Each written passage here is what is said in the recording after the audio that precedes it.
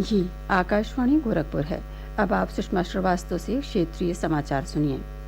मुख्यमंत्री योगी आदित्यनाथ ने आज गोरखपुर, सिद्धार्थनगर, बस्ती और संत कबीर नगर जिलों के बाढ़ प्रभावित क्षेत्रों का हवाई सर्वेक्षण कर स्थिति का जायजा लिया।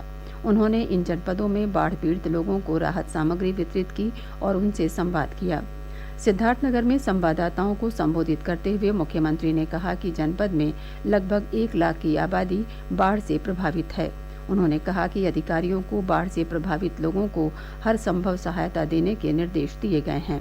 श्री योगी ने कहा कि बाढ़ प्रभावित जनपदों में पर्याप्त मात्रा में राहत सामग्री उपलब्ध कराई गई है।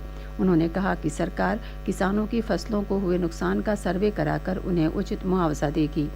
बस्ती में प्रेस वार्ता में श्री योगी ने कहा कि आपदा के इस समय में सरकार प्रदेशवासियों के साथ है। उन्होंने कहा कि सरकार बाढ़ प्रभावित लोगों को हर संभव सहायता उपलब्ध कराने के लिए प्रतिबद्ध है। तो मैं आप सबको इस बात के लिए आश्वस्त करता हूं कि राज्य सरकार और केंद्र सरकार पूरी तरह से संकट के समय में आपके साथ खड़ी होगी। जिला प्रशासन को हम निर्देश करेंगे कि अगले 2-3 दिन के अंदर हमारा प्रयास हो कि हर पीड़ित तक राहत सामग्री, जैसे यहाँ पर एक पैकेट बनाए गए, ये पैकेट हर एक घर तक, हर परिवार तक पहुंचे। जहाँ पे अभी पानी कुछ और बढ़ सकता है, क्योंकि जैसे जैसे ऊपर से पानी खाली होता जाएगा तो नीचे के स्तर बढ़ते जाएंगे। 1-2 दिन और ऐसी स्थिति रह सकती है। बाकी तेजी के साथ पानी निकल भी रहा है, लेकिन हमें नौकाओं की व्यवस्था, स्टीमर की व्यवस्था और अन्य साधन भी तत्काल लगा करके हर एक पीड़ित व्यक्ति को हर संभव मदद देनी चाहिए। आपको मैं यही आश्वस्त करने के लिए आया हूं कि संकट के समय में, आपदा के समय में सरकारें आपके साथ में हैं और आपको हर संभव सहायता करेगी। कहीं भी किसी भी स्थिति में आपको किसी के सामने हाथ फैलाने की आवश्यकता नहीं पड़ेगी। मुख्यमंत्री ने गोरखपुर में प्रेस वार्ता में कहा कि सरकार आगामी वर्षों में बाढ़ से बचाव के प्रबंध सुनिश्चित करने के लिए कार्य करेगी। उन्होंने कहा कि जिला प्रशासन को बाढ़ से प्रभावित लोगों को हर संभव मदद देने का निर्देश दिया गया है।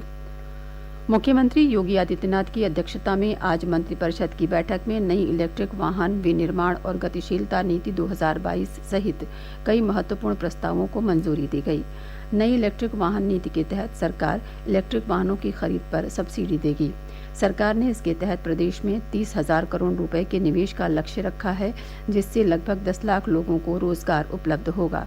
कैबिनेट मंत्री सुरेश खन्ना ने लखनऊ में प्रेस वार्ता में मंत्रिपरिषद के फैसलों की जानकारी देते हुए बताया कि नई इलेक्ट्रिक वाहन नीति का उद्देश्य पर्यावरण अनुकूल परिवहन प्रणाली विकसित करना और उत्तर प्रदेश को इलेक्ट्रिक वाहनों, बैटरी और संबंधित उपकरणों के विनिर्माण का वैश्विक केंद्र बनाना है।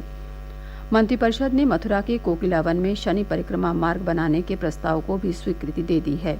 उत्तर प्रदेश दुग्ध विकास प्रोत्साहन नीति 2022 को भी मंजूरी दी गई है। इसके तहत सरकार का लक्ष्य 1 लाख रोजगार के अवसर सृजित करना है। मंत्रिपरिषद ने बहराइच की मिहीपुरवा, मथुरा की बरसाना, बाराबंकी की सुहेबा, अयोध्या की बीकापुर और भरतकुंड, भदरसा नगर पंचायतों के सीमा विस्तार को मंजूरी दी है। मऊ की मऊनाथ भंजन, बरेली की नवाबगंज और आंवला नगर पालिका परिषद के सीमा विस्तार को भी स्वीकृति दी गई है। मंत्रिपरिषद ने न्यूनतम समर्थन मूल्य पर धान की खरीद से संबंधित प्रस्ताव को भी मंजूरी दे दी है। इसके तहत सामान्य धान 2020 रुपये प्रति कुंतल और ए ग्रेड धान 2060 रुपये प्रति कुंतल की दर से खरीदा जाएगा। मंत्रिपरिषद ने मक्के और बाजरे का न्यूनतम समर्थन मूल्य भी निर्धारित कर दिया है। मक्के की खरीद 1,962 रुपये प्रति कुंतल और बाजरे की खरीद 2,350 रुपये प्रति कुंतल की दर से की जाएगी। सरकार ने 1 लाख टन मक्का और 50,000 टन बाजरा खरीद का लक्ष्य रखा है।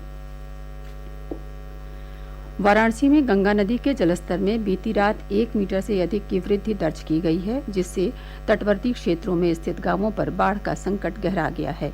बढ़ते जलस्तर को देखते हुए वाराणसी पुलिस ने गंगा में नाव संचालन पर प्रतिबंध लगा दिया है। पिछले 2 महीने में तीसरी बार गंगा में नाव संचालन बंद करना पड़ा है। आज सुबह 10 बजे गंगा का जलस्तर 66.58 मीटर दर्ज किया गया।